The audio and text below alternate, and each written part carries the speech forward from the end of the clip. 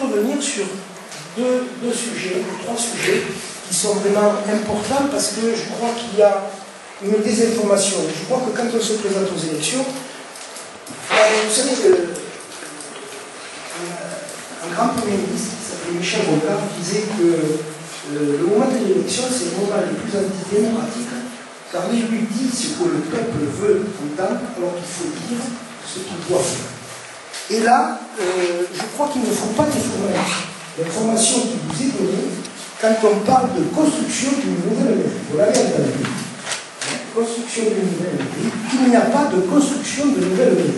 C'est ça la vérité. Et je crois qu'il y a beaucoup d'anciens ici sur une mairie. Une mairie, c'était un bâtiment qui était majestueux, qui trônait dans le parc du Mairie, qui a accueilli des maisons de retraite, qui donnait de l'emploi au village. Et qui, dans les années après 80-85, a été désaffecté parce qu'il fallait changer un peu les normes. Ça a coûté quand même à l'époque 60% d'augmentation de taxes professionnelles, 80% d'augmentation de foncier bâti à l'ensemble de la population qui, pour une fois, a fait une pétition à 90%. Et par la suite, bon, on ne s'en est pas occupé, le diagnostic est tombé. Le jour où nous, on a voulu faire quelque chose, eh bien, il fallait le détruire. Il a été détruit, il n'y est plus. C'est le parc du Merlet, vous avez le petit chalet à côté, c'est pas mal. Mais quand même, pour ceux qui étaient anciens, il était magnifique. Or, le problème que nous avons ici, c'est que vous avez cette maison qui s'appelle la Maison Le Loup. Je parle sous la direction d'ancienne, si je me trompe, je crois que je ne dois pas être trop proche de la bonne histoire. Ça s'appelait la Maison Le Loup, qui comprenait donc cette salle de fête, et puis tout le bâtiment qu'il y a à côté. Cette salle de fête, nous l'avons rénovée par 2 fois. Elle est acceptable, elle sert à la population, les gens sont contents de l'utiliser, ils la trouvent relativement agréable. Donc, disons que cela, on l'a consolidé. À côté, dans l'autre bâtiment, c'est un bâtiment qui a servi pour une crèche. Et il y a 5 ans, 6 ans, vu les nouvelles normes et la vétusté des bâtiments qui arrivaient, la crèche a pu être déplacée dans la commune, dans le bas de la commune, une crèche principalement. Et ce bâtiment, donc, s'est trouvé sans aucune difficulté. On a essayé de mettre des associations, mais les associations en avaient assez de recevoir de la pluie quand ils jouent aux cartes, etc. Donc, on a totalement désaffecté. Et donc, comme l'histoire, comme le passé permet de préparer le futur, et surtout le présent, on s'est posé la question, on a fait faire des études, et le diagnostic est clair, net, sans bavure, il est disponible à la mairie, vous pouvez le consulter. Les experts nous ont dit, si vous ne faites rien du tout, ce bâtiment est voué à l'abandon. Pourquoi? Parce que vous avez le premier pignon qui est ici devant, qui tire vers l'extérieur, le deuxième pignon qui tire vers l'extérieur, donc il écarte le bâtiment, et la toiture s'effondre, etc. Donc il y avait 2 choses. Ou on laissait faire, et on reproduisait le bruit, ou au contraire, eh bien, on rénovait le patrimoine. Donc on a fait faire les études, et après toutes les études, le diagnostic est arrivé, on peut le refaire. Coût de l'opération, 700 000 €. Bon, une fois cela fait, c'était très bien, on avait rénové le bâtiment, qu'est-ce qu'on voulait faire? Il fallait se poser la question, qu'est-ce qu'on voulait faire? On a étudié toutes les possibilités, maisons des associations, les possibilités, passer de l'argent, passer de l'auteur. Transformer ça en immeuble, on vient exfiltrer le village et déstabiliser le village. Se voir le cœur du village qui, à mon avis, commence à devenir un peu la gare. Qu'est-ce qu'on a aménagé comme autre solution? Les associations, nous avons un troisième et rien n'était valable. Et parallèlement, comme depuis de longues années, nous travaillons dans une mairie, je sais que certains d'entre vous viennent et ont peut-être constaté, qui ne correspond pas. Je vous viens en tant que maire, j'ai l'impression de faire, excusez-moi, c'est là qui travaille à la face télécom, mais de faire une face télécom. On met notre personnel dans des conditions de travail inacceptables. Un exemple, 2 secrétaires dans un bureau de 9 mètres carrés, alors que c'est 33 mètres carrés. 2 secrétaires sur un seul poste. Sur 9 mètres carrés, 4 adjoints. Pas d'archivage. Pas de place, et surtout pas d'archivage sécurisé. C'est-à-dire que si avec le feu, nous appelons l'essence, comme on le voit. Ensuite, ça ne répondait pas aux nouveaux services qu'on est obligé d'amener. Parce qu'on vous parle d'intercommunalité, et sachez toujours que la mairie, etc. Ces nouveaux services, c'est le point jeunesse, c'est le bureau de l'aide sociale, c'est les accès Internet, un espace de confidentialité. Vous avez vu la mairie, vous venez travailler quelque chose, la personne est à 1 mètre, elle attend tout ce que vous dites. C'est quand même pas correct. Et donc on s'est dit, mais avant on le localise, on va le transférer, et on le transfère là-dessus. Alors le coût, 1 300 000 €, dont 700 000 € de rénovation. C'est-à-dire que si on ne travaillait pas à transférer la mairie, on était obligé de dépenser quand même 700 000 €. Donc, la première des informations que je tiens à être formelle, ce n'est pas la construction d'une nouvelle mairie, mais c'est le transfert de la mairie ancienne dans ces locaux-là. Autre point avantageux, d'abord cette mairie-là, c'est qu'elle redevient au centre du village une mairie, surtout dans les petits villages, toujours au centre aussi. Elle est proche de l'école, de médiathèque, du petit centre administratif que nous avons. On travaille souvent avec la médiathèque, le personnel en défendant l'échange avec ça. Et le parking qui est présent, etc., les salles associatives. Et puis ça nous donne aussi la possibilité de transformer l'actuelle mairie que vous avez en bas, et on a fait faire là aussi des études, et je vais vous donner les chiffres maximum, là par contre je suis dessous. Mais comme là, je vais augmenter parce que je ne voulais pas, vous savez, une augmentation de prix, mais on peut transformer la salle des associations de 250 mètres carrés, on a une salle d'association de 250 mètres carrés pour 15 millions, tout pas. Mairie nouvelle, d'une surface de 800 mètres carrés, c'est-à-dire répondant aux besoins actuels de la mairie à l'heure actuelle, qui couvre une population de 200 habitants et de 500 mètres carrés, avec 300 mètres carrés de possibilités d'extension, ce qui amène sur des années, sur 30 et 40 ans pour pouvoir développer les services, et création d'une maison des associations. Donc, j'insiste bien, quand vous direz construction d'une nouvelle mairie, c'est faux. C'est rénovation du patrimoine ancien dont on se sert pour transférer. Ça, c'est un point qui est très important. Le deuxième dossier dont je voulais vous parler très rapidement, c'est l'écoquartier. Excusez-moi, mais nous sommes la seule liste à en parler, alors que c'est le point le plus important. C'est un projet d'avenir, ça vous savez, c'est un train qui passe. On est monté dans le premier wagon, avec Castanet et sous maîtrise du Sicoval, nous gérons ce dossier. Et il est important sur plusieurs points. Il est important parce qu'il va répondre à ce que nous souhaitions. Ce que la liste verse il y a 6 ans voulait les commerces, et nous on disait que les commerces, il ne fallait pas les mettre dans le pot, mais là, mais vous avez la zone grise. Alors le périmètre. Cet écoquartier, 55 mètres carrés. 55 hectares avec Castanet, donc 18 sur Péchabou. Alors, la partie, celle-ci, là, ici, sera réservée au commerce, centre de santé, bureau et bureau. Vous pouvez situer par rapport peut-être à Castanet. L'écoquartier, c'est sur le terrain de l'ancienne déviation, vous voyez, entre l'écluse de Vigue et Millau. Et ça va jusqu'au chemin des Chagnes. C'était là où d'ailleurs devait passer ce fameux boulevard qui, s'il était passé là, aurait impacté tous les gens qui habitent en bas, c'est-à-dire qu'ils auraient eu près de 5 à 6 000 véhicules au jour. C'est pas tellement bon quand on mettait une chemise belge pour qu'elle sèche. Donc, je passe de l'autre côté du Faucol. Vous avez une urbanisation en bordure de 113 qui est un peu gris, une autre qui est ici, et puis tout ça qui est un parc. Donc, oui, on construit, mais on développe des espaces. Ensuite, vous aurez une liaison directe qui partira de Castanet, sur le territoire de Castanet, qui ira rejoindre l'écluse de Vic, ce qui permettra de délester encore plus la rue des Escalquettes, ce qui permettra de délester encore plus le chemin de l'écluse de Vic. Qu'est-ce que ça va nous amener en plus? Eh bien, c'est le prolongement des transports en site propre. Le bus va arriver jusqu'à qu'à la fin de Castanet, nous espérons même jusqu'à Pontapusa. On se bat plus d'ailleurs, nous, pour qu'il arrive à Pontapusa qu'à Pontapusa elle-même. C'est l'aménagement du carrefour de la 813 en bas, parce que tout ça, c'est sous contrôle de la nationale, puisque le Château n'est pas un village.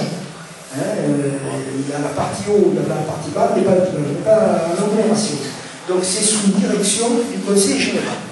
Nous ne pouvons pas intervenir sur le Conseil général, d'autant plus que cette déviation, cette départementale, aussi de la 813, est sous directive du préfet, de par le passage des grands convois.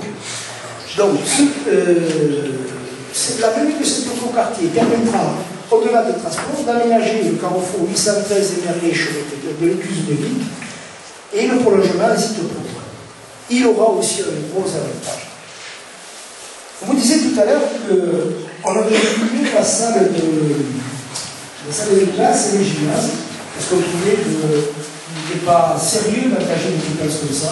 Mais là, grâce à la participation des aménageurs sur ces 400 hectares, sur une population qui va tourner autour de 3500 hectares, ça veut dire 3500 hectares, et vous aurez tous ces travaux, carrefour de la 813, création d'une seule fête, création d'un gymnase, pour un coût égal à 0, puisque ça sera payé par les participations financières dans le cadre des actes.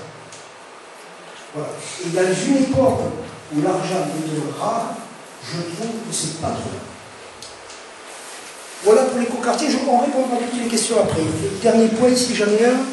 Alors, l'urbanisme. Bon, l'urbanisme. Écoutez, l'urbanisme, je pense qu'on a un urbanisme raisonné parce que nous n'avons fait appliquer que le poste qui est là-bas, qui est de 1993, et vous verrez qu'on n'a jamais ouvert de zone. On a ouvert simplement la zone du quartier de Pau, une petite, et d'ailleurs qu'on a réduit de moitié pour faire passer les vertes. Ce qui veut dire que dans les études du poste en 1993, il était donné une population d'habitants, je vous parle, c'était en 1993, et c'était de revenir sur deux sujets, trois sujets, qui sont vraiment importants parce que je crois qu'il y a une désinformation. Je crois que quand on se présente aux élections, vous savez un grand premier ministre qui s'appelait Michel Rocard disait que le moment de l'élection, c'est le moment le plus antidémocratique, car il lui dit ce que le peuple veut entendre, alors qu'il faut dire ce qu'il doit faire. Et là, je crois qu'il ne faut pas déformer l'information qui vous est donnée quand on parle de construction d'une nouvelle mairie. Vous l'avez entendu.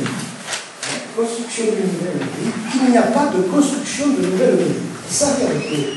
Et je crois qu'il y a beaucoup d'anciens ici sur une mairie.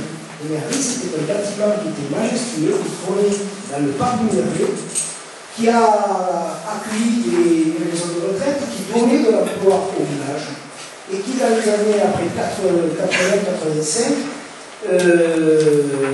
a été désaffecté parce qu'il fallait changer un peu les normes. Ça a coûté quand même à l'époque 60% d'augmentation de taxes professionnelles, 80% d'augmentation de foncier bâti à l'ensemble de la population qui, pour une fois, a fait une pétition à 90%. Et par la suite, bon, on ne s'en est pas occupé, le diagnostic est tombé. Le jour où nous, on a voulu faire quelque chose, eh bien, il fallait le détruire. Il a été détruit, il n'y est plus. C'est le parc du Merleux, vous avez le Cholet à côté, c'est pas mal. Mais quand même, pour ceux qui étaient anciens, il était magnifique. Or, le problème que nous avons ici, c'est que vous avez cette maison qui s'appelle la Maison Le Goût. Je parle sous la direction d'ancienne, si je me trompe, je crois que je ne dois pas être trop proche de la bonne histoire. Ça s'appelait la Maison Le Goût, qui comprenait donc cette salle de fête, et puis tout le bâtiment qu'il y a à côté. Cette salle de fête, nous l'avons rénovée par 2 fois. Elle est acceptable, elle sert à la population, les gens sont contents de l'utiliser, ils la trouvent relativement agréable. Donc, disons que cela, on l'a consolidé. À côté, dans l'autre bâtiment, c'est un bâtiment qui a servi comme crèche. Et il y a 56 ans, vu les nouvelles normes et la vétusté des bâtiments qui arrivaient, la crèche a dû être déplacée dans la commune, dans le bas de la commune, une crèche foncière. Et ce bâtiment, donc, s'est trouvé sans aucune utilité. On a essayé de mettre des associations, mais les associations en avaient assez de recevoir de l'appui quand ils jouent aux cartes, etc. Donc, on a totalement désaffecté. comme l'histoire, comme le passé permet de préparer le futur et surtout le présent, on s'est posé la question, on a fait faire une étude, et le diagnostic est clair, net, sans bavure, il est disponible à la mairie, vous pouvez le consulter. Les experts nous ont dit, si vous ne faites rien du tout, ce bâtiment est voué à l'abandon. Pourquoi? Parce que vous avez le premier pignon qui est ici devant, qui tire vers l'extérieur, le deuxième pignon qui tire vers l'extérieur, donc il écarte le bâtiment, et la toiture s'effondre, etc. Donc il y avait deux choses. Ou on laissait faire, on reproduisait le bruit, ou au contraire, on rénovait le patrimoine. Donc on a fait faire les études, et après toutes les études, le diagnostic est arrivé, on peut le refaire. Coût de l'opération, 700 000 €. Bon, une fois cela fait, c'était très bien, on avait rénové le bâtiment, qu'est-ce qu'on voulait faire? Vous savez, c'est la question, qu'est-ce qu'on voulait faire? On a étudié toutes les possibilités, maison des associations, il faut citer, passer de l'argent, passer de l'hôtel. Transformer ça en immeuble, on vient équilibrer le village et déstabiliser le village. Se voit que le cœur du village, qui à mon avis commence à devenir un peu la gare. Qu'est-ce qu'on a envisagé comme autre solution? Les associations, nous avons le troisième et rien n'était valable. Et parallèlement, comme depuis de longues années, nous travaillons dans une énergie, je sais que certains d'entre vous viennent et ont peut-être constaté, qui ne correspond pas. Alors, c'est que je vous dis en tant que maire, j'ai l'impression de faire, excusez-moi, c'est là qui travaille à la phase de l'école, mais de faire une phase de l'école. On met notre personnel dans des conditions de travail inacceptables. Un exemple, 2 secrétaires dans un bureau de 9 mètres carrés, alors que c'est 33 mètres carrés. 2 secrétaires sur un seul poste. Sur 9 mètres carrés, 4 adjoints. Pas d'archivage. Pas de place, et surtout pas d'archivage sécurisé. C'est-à-dire que si j'arrive au feu, les actes de naissance, vous pouvez le voir. Ensuite, ça ne répondait pas aux nouveaux services qu'on est obligé d'amener. Parce qu'on nous parle de communauté, et sachez toujours que la mairie existera. Ces nouveaux services, c'est le collège jeunesse, c'est le bureau de l'aide sociale, c'est les accès Internet, un espace de confidentialité. Vous allez bien la mairie, vous venez travailler quelque chose, la personne est à 1 mètre, elle entend tout ce que vous dites. C'est quand même pas correct. Et donc on s'est dit, mais avant le calme, on va les transférer, et on les transfère là-dessus. Alors le coût, 1 320 000 €, dont 700 000 € de rénovation. C'est-à-dire que si on ne travaillait pas transférer la mairie, on était obligé de dépenser quand même 700 000 €. Donc, la première des informations que je tiens à être formelle, ce n'est pas la construction d'une nouvelle mairie, mais c'est le transfert de la mairie ancienne dans ces locaux-là. Autre point avantageux, d'abord cette mairie-là, c'est qu'elle redevient au centre du village une mairie, surtout dans les petits villages, toujours au centre aussi. Elle est proche de l'école, médiathèque, du petit centre administratif que nous avons. On travaille souvent avec la médiathèque, notre personnel en défendant d'échange avec ça. Et le parking qui est présent, etc., les salles associatives. Et puis ça nous donne aussi la possibilité de transformer l'actuelle mairie que vous avez en bas, et on a fait faire là aussi des études, et je vais vous donner les chiffres maximum, là par contre je suis dessous. Mais bon, là, je vais augmenter parce que je ne voudrais pas, vous savez, une augmentation des prix, mais on peut transformer la salle des associations de 250 mètres carrés, on a une salle d'association de 250 mètres carrés pour 15 millions, tout bas. Mairie nouvelle, d'une surface de 800 mètres carrés, c'est-à-dire répondant aux besoins actuels de la mairie à l'heure actuelle, qui pour une population de 200 habitants et de 500 mètres carrés, avec 300 mètres carrés de possibilités d'extension, ce qui amène sur des années, sur 30-40 ans pour pouvoir développer les services, et création d'une maison des associations. Donc, j'insiste bien, quand vous direz construction d'une nouvelle mairie, c'est faux. C'est rénovation du patrimoine ancien dont on se sert pour transférer. Ça, c'est un point qui est très important.